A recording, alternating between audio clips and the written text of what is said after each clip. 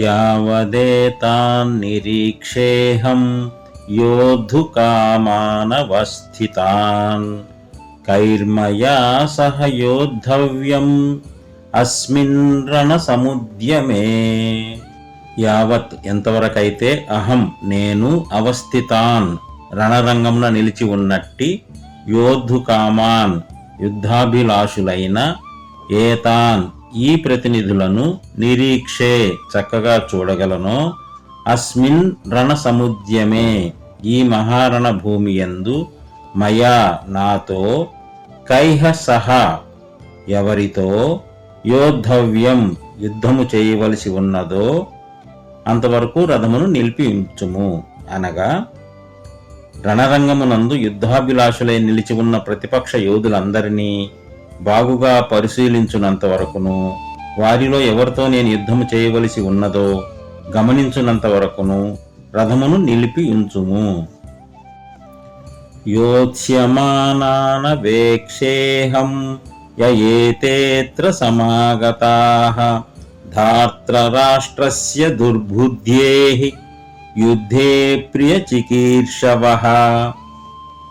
దుర్బుద్ధి గలవాడైన ధార్తరాష్ట్రస్య దుర్యోధనుని యొక్క యుద్ధే యుద్ధమునందు ప్రియచికీర్షవః ప్రియమును గూర్చదలచినట్టివారు ఎవరెవరు ఏతే వీరు అనగా రాజులు కలరో అత్ర ఇచ్చట ఈ సమరభూమి యందు సమాగతాః చేరి ఉన్నారో యోత్స్యమానాన్ యుద్ధ సన్నద్ధులై ఉన్నట్టి వారిని అహం నేను అవేక్షే చూచెదనుగాక.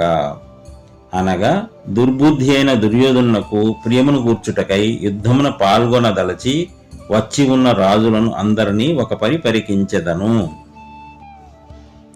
సంజయ్ ఉవాచ ఏవముక్తో హృషీకేశో గుడాకేశేన భారత సేనయోర్భయోర్మధ్యే స్థాపయిత్వా రథోత్తమం భీష్మద్రోణ ప్రముఖతః సర్వేషాం చ మహీక్షితాం ఉవాచ పార్థ పశ్యైతాన్ సమవేతాన్ కురూనితి. భారత ఓ ధృతరాష్ట్ర, గుడాకేశేన అర్జునుని చేత గుడాక అనగా నిద్రను జయించిన వాడు కాబట్టి అర్జునుకు గుడాకేశుడు అని పేరు.